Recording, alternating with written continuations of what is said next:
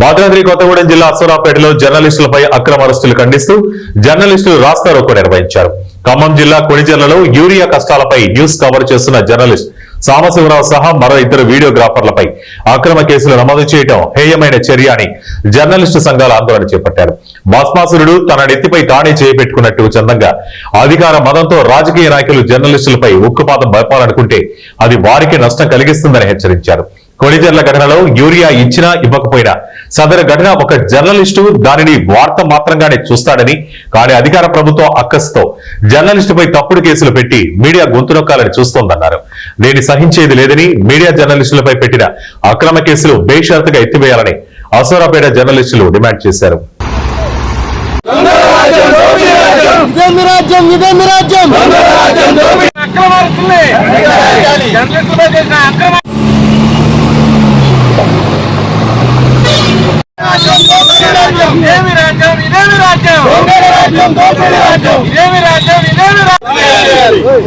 కొణిజర్లలో మీడియాపై జరిగిన దౌర్జన్యం గురించి ఈ రోజు అశ్వరావుపేటలో జరుగుతున్న ఈ యొక్క మీడియా మిత్రుల ఈ యొక్క కార్యక్రమంలో మేము కూడా పాల్గొనడం మాకు చాలా సంతోషం ఉంది.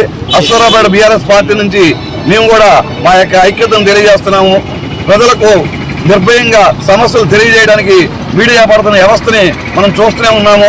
ఇలా వర్షమని కాకుండా ఎండని కాకుండా కూడా ప్రతిరోజు కూడా ప్రజల్లో మమేకమయ్యి వారి యొక్క సమస్యల్ని ప్రభుత్వం దృష్టికి తీసుకెళ్లే కార్యక్రమాన్ని వాళ్ళు స్వచ్ఛందంగా చేపడుతున్నా కూడా ఇలా ప్రభుత్వం దాన్ని మంట కలిపి కళ్ళు కొడుతున్నాయి. వాళ్ళకి ఎందుకంటే యూరియాలో పై బారులు తీరిన చెప్పుల చేతలు, అలాగే ఆధార్ కార్డులు, పాస్బుక్లు కూడా పెడుతున్నా కూడా ఈ ప్రభుత్వం దృష్టికి కళ్ళు తెరవట్లేదు.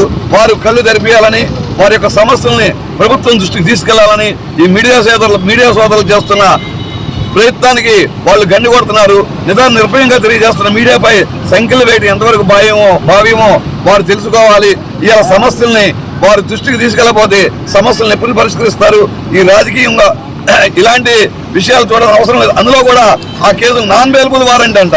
వారు ఏమైనా మర్డర్లు చేశారా, మానభంగాలు చేశారా? ఈ విషయాన్ని కూడా మేము తీవ్రంగా ఖండిస్తున్నాము.